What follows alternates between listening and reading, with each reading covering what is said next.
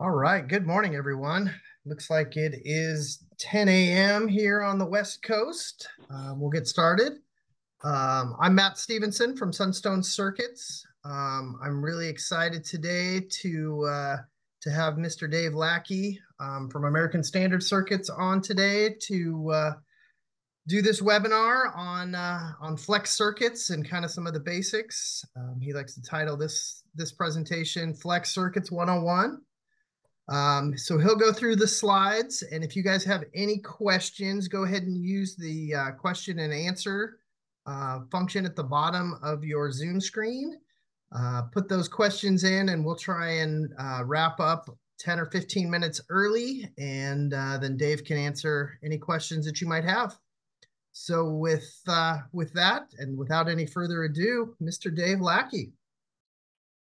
Well, welcome everybody. So this is our outline. We're basically going to go through these topics: flex material selections and definitions, fabrication notes when designing flex, data requirements and suggestions, along with cost factors when you're doing your design, and then array layout or panelization optimization, and then the benefits of flex circuits. So that getting started, this is something that we definitely promote all the time when doing a design, is reaching out to your PCB fabricator during the design phase, especially if you have any questions or concerns. By doing this, you limit any delays of the fabrication because something was found in the data or the design that just doesn't work out right. So engaging early with your fabricator is always very beneficial. So we always try to recommend that. So talking about flex specific materials.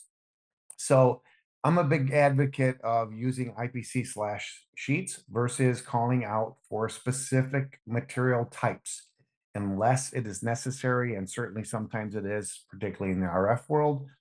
And the reason for that is it allows your PCB fabricator to use a supplier that they're familiar with, a supplier that they stock material with, and not specifically a brand name where you're stuck with a certain supplier where they may not use very often. And then that material could either cost more or be delayed for delivery because it's not something that they use regularly. So whenever you're calling out your material requirements, using the IPC slash sheets like you see here is certainly the most desirable method because it gives your fabricator the option to use somebody that they're used to and some materials that they stock. And as long as they meet the slash sheets call out, you should be fine.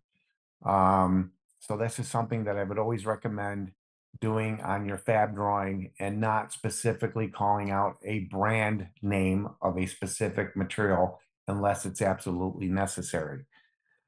Some of the general call outs in the stack up, which layers are flex versus rigid on a rigid flex. If multiple layers of flex are together, are they to be bonded or belted and separated from one another? Stiffener types, and there's number of different kinds. There's the polyimide cover layer. There's rigid unclad FR4 polyimide or other. Sometimes you see metal even.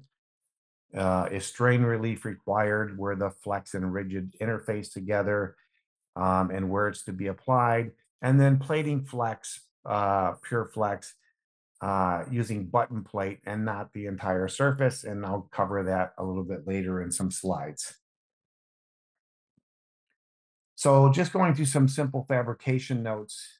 This is a sample of a 6-layer rigid flex, and it's basically calling out your IPC class requirement. It tells you that it contains 4 layers of flex and 2 layers are rigid. It has, of course, here the slash sheets for IPC and flex materials, the cover layer material, which is calling out the polyimide, 1 mil polyimide, 1 mil adhesive. Copper weights are called out. The flex circuit should be of multiple bend type, meaning it's dynamic and not static, which we will cover later. The minimum bend radius is called out on here. final finishes, solder mask, overall thickness in the flex, silk screen, all the board dimensions are supplied, and they want no X outs in their array. So it's just a good example of some notes and everything that should be covered when you're designing the flex.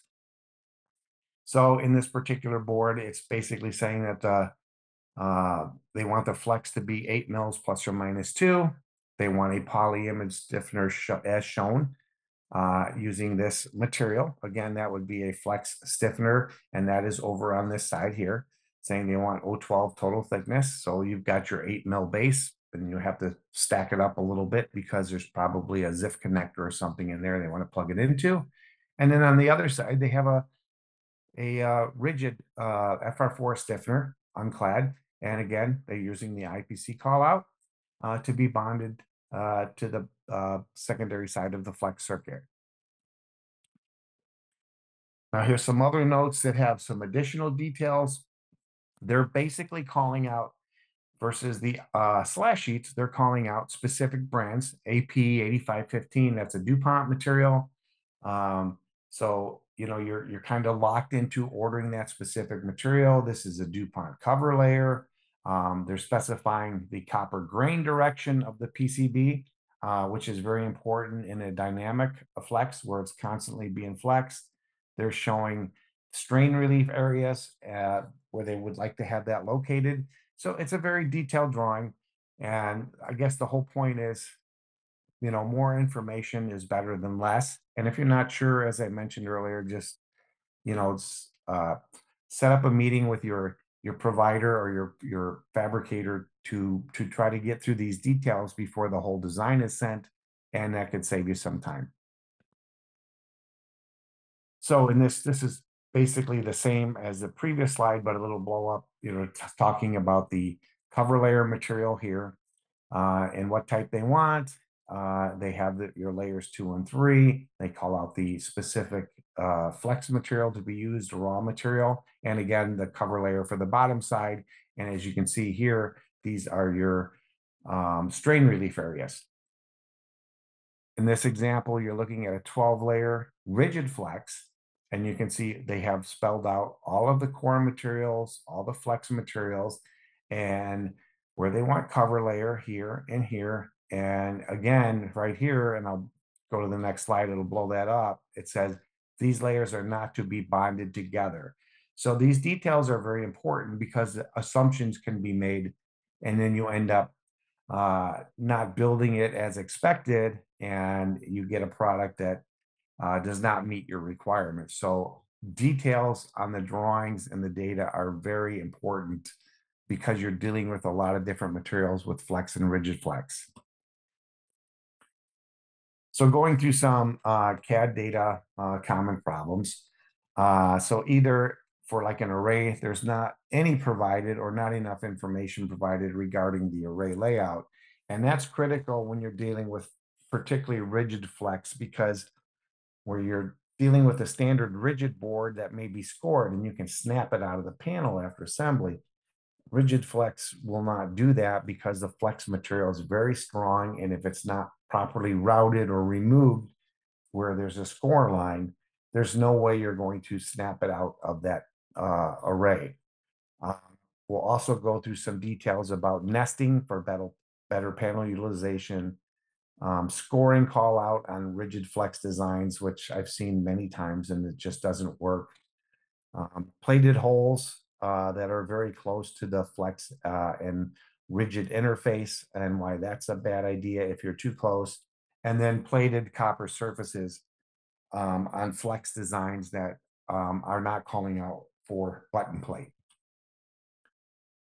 So here's on the left side, you can see we have a 9-up array, and that's great. And if you go to the right in the same amount of area, you can get 12 up because we flipped it and nested it. So because a lot of flex designs are very uniquely shaped, there's a lot of times when you can get more pieces on a panel by nesting those. Basically, it's something that your provider should be able to do for you, send it back for approval, but it should reduce your cost because you're able to nest them and not just basically stack them right on top of each other like you see on the left side of the screen. So impedance, there's a lot of flex design with impedance calculations. This is something that's usually done right either at the time of quote or the place of an order. You would provide some sort of drawing like this that says, hey, here's my requirements and my ohm requirements on such and such a layer and your reference layers. And that should be with your provider calculated over here, as you can see, as we've done, to make sure that it does in fact match.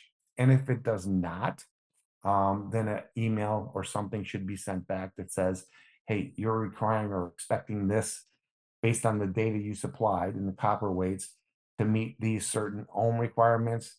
And we're finding that the only way we can do that is to either adjust line width or adjust the dielectrics or something like that. But when you do have an impedance requirement, it is critical to communicate with your fabricator to make sure that what you're expecting is what you get. And if modifications need to be made, that you know all that right up front.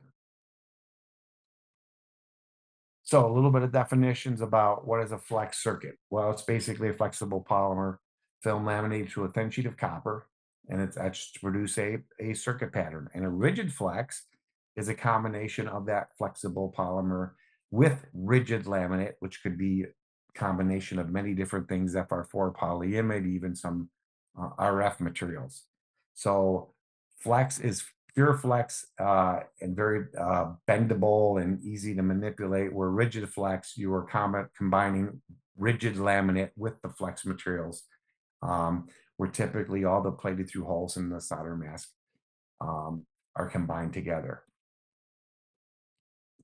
So some of the benefits of flex circuitry obviously is packaging. So where you used to be able to go from board to board connecting with wire harnesses or different types of connectors on board to board, by integrating the flex with the rigid, certainly you're able to not only have a more robust design because you're not dealing with wire harnesses, you're not dealing with connectors or soldered wires, but everything is integrated together and it packages nicely, and smaller areas can be used to increase reliability. So you're reducing the weight and space. Dynamic flexing can be used. And flex is also very beneficial in thermal management or high temperature applications. So as I mentioned earlier, static versus dynamic. So on the left side, this is a rigid flex board that basically is called flex to install. So you're bending it once or twice to try to get everything in place and assemble it, put it in the box, and then it stays and it never moves again unless you have to pull it out and repair it. Where a dynamic flex is showing constant flexibility in motion. So it's important to know if that's required, because the copper on the flex material does have a grain structure, and you want to make sure that if you're going to have a dynamic flex, that the flexibility goes in the same direction as the copper grain, and that prevents any type of possible cracking while it's in motion, which could ultimately cause you some sort of a failure while it's in use. So going through the base materials, cover layer, stiffeners, and shielding. So this is basically a cover layer here on your right. It's been laser cut to have openings for all the pads on the flex layer. Your flex core can come in two different ways. You could have your polyimide flex here. It has adhesive on both sides, and the copper has been laminated to that. That is a cheaper type material. It's easier to produce and manufacture, but it doesn't come without its own issues. Where an adhesiveless core is your polyimide flex, and the copper is basically bonded directly to that polyimide flex without dealing with the adhesive. Problem with the adhesive is that's an acrylic, and when you drill it and try to plate to it, and you have de-smear possibly, it does not work very well with some of the chemistries in manufacturing printed circuit boards. It is a cheaper option. It does work, but The adhesiveless option is definitely more preferred and much more robust. The copper is typically rolled annealed or electrodeposited, but electrodeposit is typically when you drop below half-ounce copper weights, and not that desirable if you think about it, if you're flexing the circuit, because electrodeposited copper is very brittle, so you risk cracking. Where rolled annealed, and you're rolling that copper out and improving the grain structure, so when you flex, you don't risk as much with the opportunity of that copper cracking on that circuit. So here's some cover layer options. On the left side, it's just typical solder mask. And depending on what you need to do with this flex, if it's flex to install, just one-time bend, you might be able to get away with this. It's a cheaper option. It's much better as far as registration goes because flex material likes to move a lot. And if you build the flex and etch it, and then you build a cover layer separately and remove all the openings for the pads or surface mount pads for assembly, and then try to line that up on a large panel that might be used, doesn't always come out so well. You could have registration issues. So being able to use solder mask with some of today's technology with laser direct imaging and things like that, flexible solder mask is a great option. And in many cases, you can do both. You can use your cover layer in some of the long areas where there's no components required, and you can use flexible solder masks just around the areas where you're going to be placing components. So it's a great combination.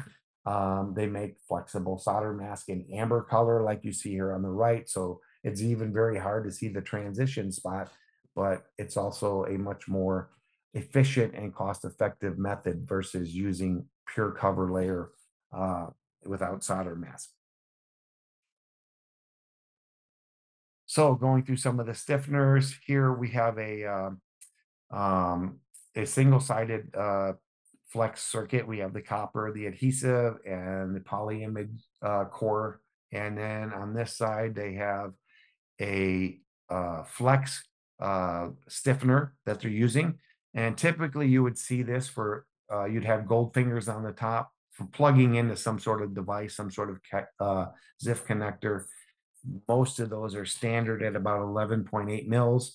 So regardless of what you have for your flex core, you make up the difference here with your flex stiffener. And then you might see on the other side over here where there's maybe some sort of component holes and you're putting on a thicker stiffener, where the component might go right straight to the flex and right straight to the stiffener. So talking about shielding to reduce noise, so this is a couple examples where silver paste has been used, and this can come in paste form or sheet form. And on this particular one, they used a carbon paste shield. And basically what you're doing is you are opening up holes in the cover layer to expose the copper underneath, and you put the silver paste or carbon paste, whatever may be required, on top of that cover layer, and it makes intimate contact with the copper ground typically on the flex, and that reduces noise and shields it from any type of interference. Again, on this side, you see a flex stiffener. So that's going to be plugged into some sort of connector. And then they have an unclad FR4 stiffener where a component's going to go through the entire flex and the leads will come out through the FR4 stiffener and will be soldered into place. So different types of flex circuits. Here is a single layer where you're looking at the polyimide substrate here. You have the copper pad and then some sort of a cover layer that has an opening so you can access the hole for any type of component assembly required. This would be a two-layer, again, very similar, except you have your substrate with copper on both sides. You have a plated through hole, and then you typically would have a cover layer on both sides, which is basically a solder mask, essentially. And it is cleared from the copper pad so you can solder to it. This would be a pure flex multi-layer where you have multiple flex substrates bonded together, and then cover layer on the top and bottom. The bond ply here is basically an acrylic adhesive that is laminated on two sides of a polyimide substrate, and it works just like a piece of prepreg you would see in a rigid design to bond all the flex layers together. Again, in doing something like this, though, you have the acrylic adhesive to deal with when you're drilling and plating, which again has some issues with some of the chemistry. It doesn't mean it can't be done. It's certainly not a desirable type of product, but it's done every day. But again, because of the acrylic adhesive, you got to make sure you're working with a supplier who understands basically how to desmear that hole, and plate it properly without having a whole bunch of issues because of that acrylic adhesive. Now, on a rigid flex like this, the plated hole is typically in the rigid area. And even if the rest of the flex belts over here are bonded together, they typically end up coming shy here with the acrylic adhesive just underneath the rigid and not affecting the drilled and plated through hole. That is typically bonded together with some sort of a rigid standard prepreg type material, whether that be FR4 or polyimide. So you get a much better hole quality versus having to plate to the acrylic itself. So here's just going over some tips for designing flex printed circuit boards. So you're looking at traces here, and there's like obviously three ways to do that. This 90-degree corner, you would want to try to avoid that. Obviously, this is a little better, and by rounding it off, certainly best. You got to remember, you're talking about a flex circuit that's bending, sometimes just one time to install or two times to get it right or whatever. But if it's dynamic, the more robust your design, the better opportunity you have for things like this not cracking where you have these sharp corners. So by rounding it off, you have improved that design. Here on the left, you can see we have 4 traces, and they're certainly not evenly spaced. Sometimes you can't avoid that, particularly if you're talking about controlled impedance. But when you can, if you evenly space that, and you flex this area, you're going to have a more robust design. By doing something like this, you're putting a little bit more stress on areas like this and on the left and right trace versus a nice even patterns, evenly spaced, and you're reducing the opportunity for any type of problems when you flex that circuit. Again, here you're seeing rigid and the traces are coming across and they're making these little angles. Well, that just introduces more risk because this is the bend area versus straight across. So when possible, keep those traces in the flex area straight across and try to avoid any type of this type of routing because that just introduces some additional risk. So this would be something you typically see on a single or double-sided board. I have some zoom in shots that I'll show you, but we're looking at anchored pads and then what we would call tear strips. So an anchored pad is basically you're adding a little bit extra copper here around the pad itself to hold it in place. The adhesion of rolled annealed copper to the flex substrate is not as good as typical rigid. So that's why something like that's recommended. And here it's called something like rabbit ears versus a tie down. And again, it's just providing extra support. So when you put that component in, you won't peel up that trace and you just have a little bit more support when you go to do the assembly on the flex board.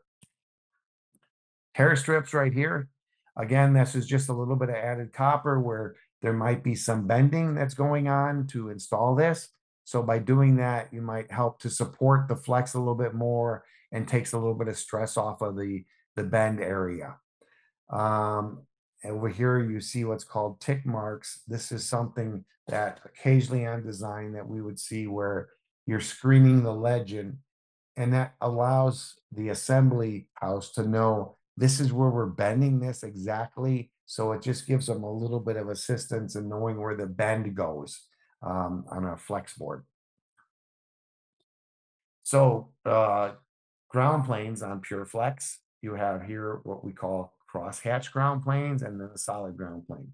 Certainly the crosshatch ground plane is going to be more flexible than solid ground. And that's important when you're dealing with something that you have to bend and move. If you have some sort of an impedance requirement that is going to go through these areas, most fabricators should be able to simulate both the ground solid and ground hatched to make sure that you're not affecting the impedance by changing that layer underneath it. So that's important to know because it could certainly affect it and maybe you can't do anything with it, but by modeling that, and like I said, most shops should be able to do that. We can determine if you can get away with a crosshatch ground plane or if you need a solid ground plane. And you can also have a combination of both of those. So cover layer openings. So just like you would on any component with solder masks, the webbing on cover layer, which is basically the film replacement of solder mask, you have a lot more restrictions than you do on solder mask, where you may have a solder mask web of 4 mils. That's not going to work typically on a cover layer because that cover layer is machined typically with a laser, and those webs can move during the lamination cycle when you press it on the cover layer. So in a lot of cases, customers will open up the entire area around that connector and you remove all the webs, which is also a cheaper method than trying to use a laser. So whenever you can use a cover layer and open up the entire area of that circuitry or connector, that's a little bit more optimal for manufacturing. Of course, necking down traces, this is fairly common in any design. It doesn't matter if it's flex or any type of PCB, but you want to try to keep the traces as thick as possible until you reach that point where you have a spacing issue and then neck it down. And maybe you can even reopen it up on the other side. But versus running a thinner line like you see here, keep it as thick as possible until you have to get reduce that line width to route it in between some of your other circuitry. So cover layer openings, just as just a point of reference. So for a single layer flex board that has those hold down features I showed you, it can be basically equal to the pad diameter that you're placing your component on. You don't get a whole lot of flow out of the cover layer adhesive. And even if you do on the pad, you're probably still going to be okay because on a single layer, not overly as concerned with soldering as you might be on a 2-layer or multi-layer. So a single layer without any land hold downs, if you're able to encroach on the pad, 10 mils might be recommended. So basically, if you had a 40 mil pad, the cover layer would be 30 mil opening. So it would encroach a little bit on top of it, but the purpose for that is to hold that pad in place because, like I said, you're dealing with a rolled copper foil laminated to a flex substrate. So the adhesion is not as good as you would expect on a rigid board. So anything you can do to help hold the pad in place is beneficial. So double-sided and flex PCBs and multi-layers with plated through holes. Your cover layer can be equal to the diameter of the pad or larger because the adhesive from the cover layer will squeeze out, and you don't want it to squeeze out to the point where it encroaches on the plated through hole because then you're going to have solderability issues. So making sure you have enough available to prevent that acrylic adhesive from flowing out not only onto the pad but into the hole is recommended because otherwise you're going to have problems with soldering that component into the hole. And anything non-component or that are non-plated through holes, You really don't need any type of clearance. Put them all in at once, drill through the cover layer and the flex all at the same time. So you don't have to worry about any type of registration issues. Again, we talked about this earlier. It's a little bit different. Now this is a double-sided board. This is called I-beaming. You can see you have the copper traces right on top of each other on the same core. But if you separate them like this, you reduce the risk of fracturing. So if you're able to do that, you're going to have a more robust design. When you're doing this and the traces are right on top of each other and you flex it, you are definitely risking the fact that they could crack.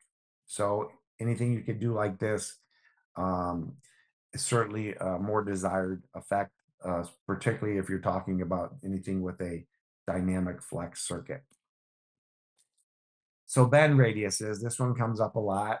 And these are just basically some rules to go by for single-sided, 3 to 6x the circuit thickness would be your minimum bend radius, and the 2-layer is 6 to 10, and multi-layer is 10 to 15. And then dynamic, you're going to want 20 to 40 because that increases the ability for that to last a lot longer. If you try to go too tight, you could see here what this caption shows is it could possibly crack. So understanding the total thickness of the flex area and the bend radius is important. And once again, depending on who your fabricator is, they should be able to help you out with this in the design phase. So you're not designing something and then you get it in and you bend it and all of a sudden it cracks and it didn't work. And you're back to the drawing board, and a lot of time and money has been already allocated to this, and it could have been prevented right up front. So pad only plating. So typically, if you say you're looking at a double-sided rigid board, you plate all the circuitry, all the pads on both top and bottom. When you're talking about flex circuits, you typically want to keep all of your plating limited to just the drilled hole and those pads only, and not the traces. So if you looked at this as a rigid board, this copper would continue to go across here as well as this and on both sides. But because copper plating is electrodeposited, it's very brittle. So if you plate the surface of the flex copper and bend it, there's a good chance it will crack. So the plated portion will crack and it will take the rolled annealed portion right with it. And then you're going to have problems with it functioning because you just broke the circuit.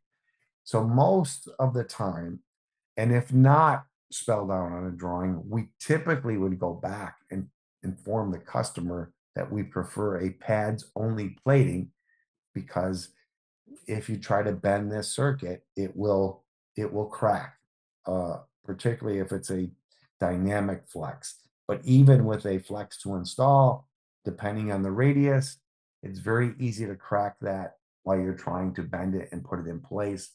So pads only plating is certainly recommended, where if this red is your photoresist, you're only plating the pads. You are not plating the circuitry. The circuitry is rolled annealed foil, but your pads have rolled annealed foil, but on top of it, you have the electrodeposited copper, but that typically is not going to be in a bend area. That's a component area. So that is the way you want to make your design. So talking about rigid flex. So I'll just go through a few examples here. So this would be a flex with stiffeners. It's much more cost effective than a pure rigid flex. So we have a flex board, and instead of making it a rigid flex where this FR4 portion has plated holes over here and over here so they can solder these components, you can get away with just putting on a stiffener on these areas, and then you can put your component in and plate or solder to those leads coming through there. And you don't have to worry about a rigid flex, which is going to cost you more money. So it's just a piece of FR4, or otherwise could be polyimide rigid or even aluminum I've seen. It's just a support that area for soldering a component down. And that's the only purpose for it. So by able to use stiffeners instead of a rigid flex where I have to plate the outer layers, it's certainly more cost effective. So going through this with these two designs, they're both 8-layer boards, basically look identical, except for you're looking at 3 flex cores here, and they're all stuck together with bond ply. So the problem with that is, again, drilling and plating through the acrylic adhesive, and it's certainly far less flexible than doing it this way. So this, if you took these 2 boards and built them just as they show, this one on the bottom will flex far more in the flex area than this one, because the cores are all separated. So you have these air gaps here and here. You put the cover layer on both sides of each flex core, and you have a lot more flexibility. It is just a little bit more expensive, but not too much. But it allows a lot more flexibility than trying to bond all the flex layers together. Additionally, you'll notice that the cover layers do not go all the way through in the rigid area where you might have no flow prepreg. Typically 50 mils is all you need. And again, the reason for that is you're going to have plated through holes undoubtedly in these rigid areas, and this cover layer has acrylic adhesive, and you're not going to want to drill and plate to that if you don't have to. Again, because of all the issues with the chemistry. And you'll see it here too as well. The cover layer only goes in partially into the rigid areas, and then some sort of a rigid no-flow prepreg that matches those cores, whether it be FR4 or rigid polyimide, is what's used. And then you don't have to drill and plate through that acrylic. Those plated through holes, additionally, that are coming through here, you would, if possible, try to keep about 100 mils from this interface area. And the reason for that is, again, you got this acrylic that's coming in about 50 mils, and you have no flow prepreg, and that's typically cut a little bit back from the edge of the rigid because it will flow onto the cover layer a little bit. That's not desirable. It is allowable, but not desirable. So keeping your plated through holes cut back a little bit from the interface area is something that's desirable to prevent any type of cracking of those vias or issues with the resin in those areas that may not be there and can cause issues with that plated through hole. So hole tolerances when you're dealing with flex and rigid flex, because flex likes to move a lot, to try to keep these tolerances open as big as possible is certainly desirable, because it's a lot more difficult than just dealing with a pure rigid board. So anything you can do with any kind of mounting holes that are going to be in the PCB, and that tolerance and keeping that open as possible is desirable. And certainly if it's off a little bit, you will get some flexibility here. So you can still mount them on some sort of a pin or a screw hole, whatever it might be. And if the flex goes and moves a little bit, it won't hurt anything. So talking about strain relief and or EcoBond is an actual brand material that's typically used in almost all rigid flex designs.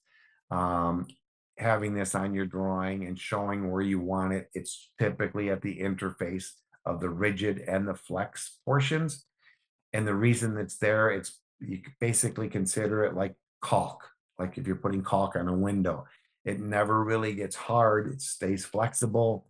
But what it does is it protects the traces underneath it.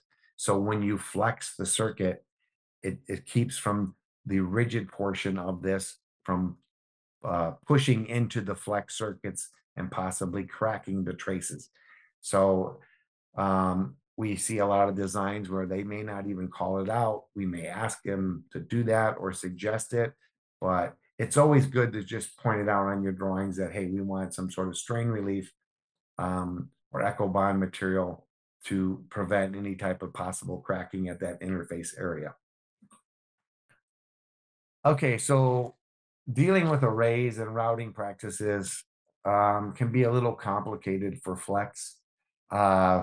if you consider a scored array on a rigid board and you just snap it out, even with tabs, typically you're after assembly, you can just snap it and it pops, breaks out the PCB from the frame.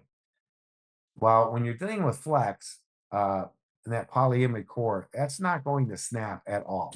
You're going to be stuck with a problem with the rigid material on top of the flex, and underneath it, that will snap, but the flex won't snap.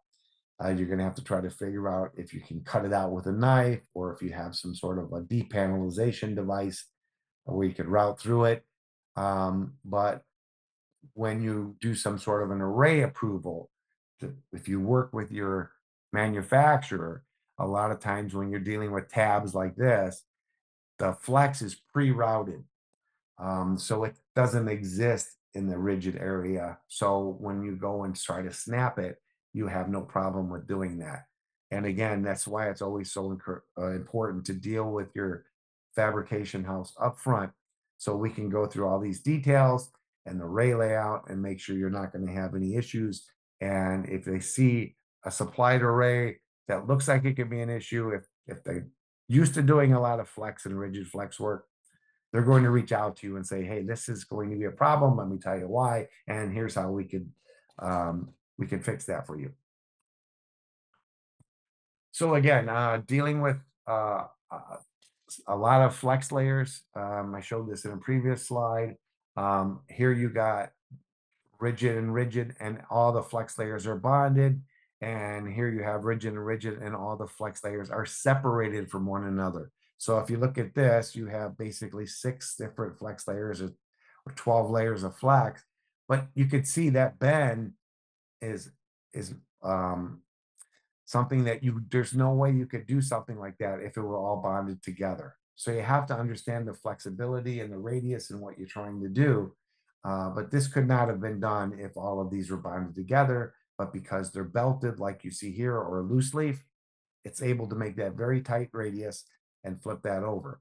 And then again, you could see here, this line, that's your strain relief or echo bond, and it's also here. And what that does again is when you start to do the bend, it protects the circuitry underneath where the interface is. Again, going through the keep out areas, trying to make sure that you keep plated through holes, and any circuitry a good 100 mils away from this interface. The more the better. It depends on the design. Sometimes it can't be done, but it's something to keep in mind that you want to try to keep any circuitry and plated through holes as far back from the interface area as possible on your design, because you're running a risk of cracking in the vias or traces, or some sort of a void of adhesive because of the partial cover layer coming under here and the pre-preg coming under here, the no-flow pre-preg, that you don't want to try to get it too close to the edge, because you're just looking at additional risk. So again, just going through some of the design mistakes to try to avoid. What I just basically told you is try to keep those vias and circuitry away from the interface areas. Teardrops on flex is always a good thing, where the trace runs into the pad. If you could teardrop that, that just gives you more support. That's always a great thing to prevent any type of trace breakage. Sharp angles, try to prevent the sharp angles and round your traces when possible. Creasing and folding or bending flex circuits beyond its stress point. You want to make sure that it's able to bend and do what it's supposed to based on the thickness of the flex. Anchoring unsupported pads, whenever you can do that, it's certainly beneficial. The stiffener holes, you want to make sure a stiffener hole, to prevent making a rigid flex, should be at least 20 mils larger than the finished hole size, based on registration and the ability for your component lead to go through the flex and through the stiffener without any type of interference. Some cost considerations, panelization. So panelization is always critical when you're talking about how many coupons are needed. If you have impedance coupons like you see here and here, and then you have class 3 coupons here and here. So the more requirements that that you may have based upon IPC class or otherwise, or impedance. It reduces the amount of PCBs you can get on a panel. And, basically the less amount of PCBs you can get because of coupon utilization, the more of that PCB is going to cost you. A nice general rule is that 1 inch border is pretty typical in PCB manufacturing. Spacing could be anywhere from 1/4 to 1/2 an inch, depending on the complexity or density. But yeah, the more requirements you have, such as, like I said, impedance or class 3, that reduces your utilization of how many pieces you get on a panel, and that's going to end up costing you more money. We talked a little bit earlier about nesting. So if you look at the design on the left, there's no nesting here. I get 6 pieces on a panel based on this layout. But if I rotate some of these PCBs here, now I just double the amount I can get on the panel, and that's going to bring your cost down. Additionally, the nice part about flex is these 2 parts here are also here. That's the same part. But if you're able to bend it at a 90-degree angle, you can see now I got even more on a panel. And typically that can be done with simple, 1 or 2 layer flex. You can bend it, and then you can build them as a straight flex. You get more on a panel, and you just fold it over after assembly. So material selection, the most common for flex material is 1 and 2 mil thick. Copper weights, the most common is 1/2 and 1 ounce. And the most common cover layer is 1 mil cover layer with 1 mil adhesive. Just something to keep in mind when you're designing the flex, that these are the most common, the materials in stock typically, and the most easy thicknesses to manufacture with. So if we talk about cost drivers, so some of the low cost drivers, complex routing or scoring or edge routing, boards over 93 under 30 mils, via plug or button print, but it's pretty much a requirement on Pure Flex. If you add strain relief, it's a little bit more cost. And then adhesive versus adhesiveless material, certainly simpler double-sided boards can be built with adhesive. It's a much cheaper material. But when you start getting into multi-layer construction, adhesiveless is more desirable. Some of the medium cost factors when you get into higher aspect ratios or drill hole counts, stitching 30,000 holes or more, non-FR4 materials, drilled holes below 12 mils, the type of stiffener you use, your lines and spaces, again, button plating, controlled impedance, annular rings, that can add to your cost. So what we're trying to show is just typical adders based on the design, and then getting into some of the higher cost adders, buried and blind vias, material utilization, again, being able to nest parts in an array or not, any selective plating, buried connectors in the flex design, dual surface finishes. And then when you start getting in the line within space at 4 and 4 or below, you're starting to add additional cost. So some cost trade-offs. If you're able to get away with thinner lines and spaces before adding additional layers, again, working with your shop ahead of time is certainly beneficial, ensuring that the material utilization is as best as possible. As far as how many pieces you can get on a panel. Adhesive materials versus adhesiveless materials. Again, that's part of the design, but when you're dealing with adhesive materials, you do have a problem with the Z-axis expansion. So that's just part of the design and reaching out to your manufacturer ahead of time. And just so you all are aware, on our websites, both Sunstone and ASC, we have a number of webinars that you're able to review about many different topics. We have written numerous books that you can download for free. Even Flex is part of that to help you out. A lot of different things like RF materials, PCB 101. DFM just came out. We just did one on DFM. Matt had also done a recent DFM book as well, and then thermal management. And then we have blogs that could help you out. And then we have also additional online DFM tools. And that's about it. So I think, Matt, if you have any questions that people posted, I'll do my best to answer them. All right, we sure do. Thanks, Dave. All right, question number one from Aaron Chung. Does copper plating electrodeposited on top of base RA copper when you have laser via interconnects somewhat mitigate the benefits of the directional grain structure for enhanced flexibility? As long as we're not plating the traces and you're just plating the holes, or whether they be laser drilled or just through holes, yeah, by doing that, you're definitely reducing any type of risk of cracking. What you're trying to avoid is any electroplating on the circuits themselves. So just by sticking to the pads only, um, you're reducing that probability of any type of cracking. Excellent. All right, question number two from David Hogue. Can you do blind buried vias in non-rigid flex assembly areas? Non-rigid flight for certainly. Yeah, I mean that's fairly common. Yes, absolutely. So that's not a problem at all. All right, number three. Is anchors needed or recommended in the transition from flex to rigid? Typically not. It's the only time you really see anchored pads is a simple, very simple single-sided flex design just to help with the adhesion of the pad to the substrate material. A double-sided, it's typically not too much of an issue, certainly not in multi-layer or rigid. And then depending on your spacing issues, you may not even have an option to be able to put those anchors in.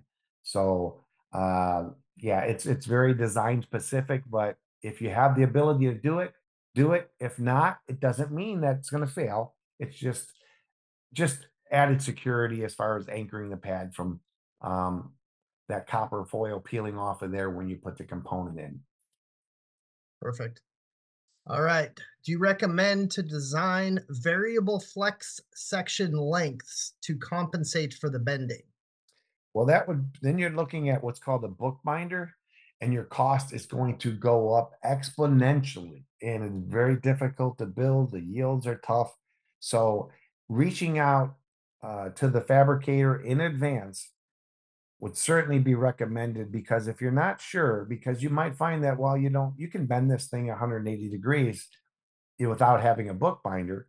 But on the same note, if it could be a design that does require it.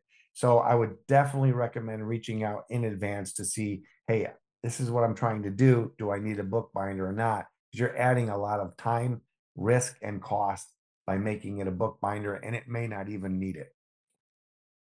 Okay. What is the maximum number of layers you can have in a flex area? There isn't. It's all depends on what you need for your design. So there's no real maximum.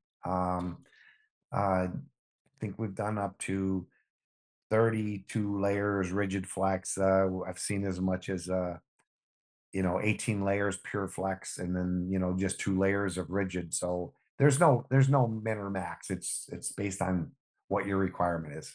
Excellent. Is there much of a cost associated with EcoBond application, or is it considered part of the standard process? Yeah, it's pretty insignificant. It's for the money, it's definitely worth it. It's not a whole lot of money to add that strain relief material to the interface area, and it certainly reduces a lot of risk of potentially cracking the traces when you bend it, put it in place. How is the thickness of the adhesive in the cover layer recommended to be calculated? So 1 mil of adhesive for every ounce of copper. So um, typically, what we see if you have 1 ounce copper or less, you may have 1 mil of polyimide on the cover layer and 1 mil of adhesive. But if you get the 2 ounce copper, you can still have 1 mil of polyimide cover layer, but you're going to want 2 ounces of adhesive. So you're basically adding 1 mil of adhesive for every ounce of copper. Okay. All right. What if the flex circuit is used in a setting where it gets heated up above 200 degrees Celsius? What is recommended in terms of material? All the standard materials will work for that. All the flex materials will be fine. Should not Perfect. have any issues. All right. Could you explain again the trade offs for drilling flex with or without adhesive? So when you drill flex with adhesive, you're drilling through the acrylic adhesive material. And it's not real friendly with the electroless copper chemistry. And you got to do certain things with part of that chemistry as far as the pH and everything, because it will it almost like we could melt in the hole. So it's not desirable. You have to really understand your electroless copper process, um, to make sure that you're not attacking the acrylic, you're not swelling it up where it could impede on your hole. So it's just a real understanding of balancing out your chemistry through the electroless copper process. Um, it certainly can be done and is done on a regular basis because sometimes it can't be avoided, but it's not desirable if it can be avoided. Okay.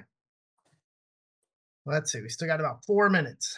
Can you print components on a flex circuit just like you can with a rigid FR4 PCB? Certainly, you just got to make sure, particularly if during the assembly process you have some sort of support um, on that area, which could be a stiffener underneath it at the bottom. And at the same time, I've seen stiffeners applied with 3M adhesive. So after assembly, you can actually just peel it right off if you didn't want to keep it on there. It was only there for the assembly purpose. But yeah, with stiffeners, you can um, print the component areas right on the flex. Excellent. All right. I guess this one's more for me here, Dave. Will Sunstone have a flex PCB quoting web page similar to what you have now for PCBs? The short answer to that is yes. We're working on it now. We're hoping to have that live this year. So stay tuned for Flex Quoting Online coming soon. Next question. Can OSC, OSP organic coating be sprayed, adhered over Flex, or must it be masked from the Flex area versus the FR4? No, you can put the whole flex design in the OSP. It won't affect it at all. It'll just cover the pads where it's needed and it doesn't affect anything else on the flex circuitry. Perfect. What type of flexible PCB would you recommend for use in a vacuum environment where high temperatures are involved and outgassing is a concern? All of the materials, I would say adhesiveless material is probably your best bet. Adhesive will probably work, but depending on the conditions, I'm not sure. But all the flex materials should be fine in any type of environment like that. Okay. Is there a rule for flex length addition when bookbinding? Yes. That's a complicated question because you still have to make sure all your pads line up, even though each flex layer may be longer than the other. And that requires special tooling and fixturing. So depending on the radius, that's how that's calculated. Typically, your supplier or manufacturer should be able to give that to you if you don't know. And then they just incorporate that into the design. And again, it requires special fixturing and tooling because you're dealing with circuit layers, each one a little bit longer and shorter than the other to make that little bookbinding hump that you are going to require. Perfect. All right. The 20 mil diameter addition for stiffener hole was stated over hole diameter. Did you mean over pad diameter? Yeah, over pad diameter. Yes. Perfect. Can you do ablation areas where copper traces are exposed and unsupported? Yes, you can do that. It's not a lot of shops can do that, but certainly it's pretty common where you ablate all the flex and the um, then you may have some leads that are plated that just plug in separately into some sort of connector, and all the rest of the flex has been ablated and removed. Okay, couple more. What are the recommended dimensions for the EcoBond strain release? It's an IPC. It is no lot. The height of it cannot be above the surface of the rigid portion, and the distance from the edge of the rigid onto the flex is typically 60 thousandths max for IPC. Okay. All right. Regarding dimensioning flex conductors for copper carrying capacity, current carrying capacity, do you have a rule of thumb for allowable temperature rise? What is the maximum upper temperature limit generally? With the temp, because of the material, the temperature is not going to be the issue. It's the thickness of the copper and the width of the trace. It's very similar to any type of rigid design, but it's as far as temperature goes, the flex materials are great for handling temperature, better than even FR4. Excellent. All right, we're at 11, but we have one more question. Let's finish that up and then we'll say adios today. Follow on when lengthening flex, how do you calculate the change in trace length for matched trimming? I'm not sure I understand that question. Matched timing. The what? How do you calculate the change in trace length for matched timing? Well, that would be your impedance calculator. So by just taking the design and running it through your impedance, I think that's what they're looking for. There's a lot of flex and rigid flex that use impedance, and even in the transition zone, most good shops have a good impedance calculator that can configure all that and make sure that you're still within the parameters of your expectations. I think the question revolves around the book binding and how you have different lengths per layer. How do Oh, you okay. how do you match timing? Well, you have to again. That's all going to be calculated in the impedance calculator to make sure everything calculates out properly. So a good calculator, you could program it to say this is the bookbinder, and the traces are different lengths, but they terminate at the same place, to calculate that out. Okay. All right, everyone. Thank you again for your attendance today. We appreciate it. The presentation and audio recording will be emailed out to everybody who registered tomorrow. Sorry. So look for that. And again, thanks for participating. Thank you, Dave. Thank you, This was guys. a fun day. Take care, everyone. Thank you.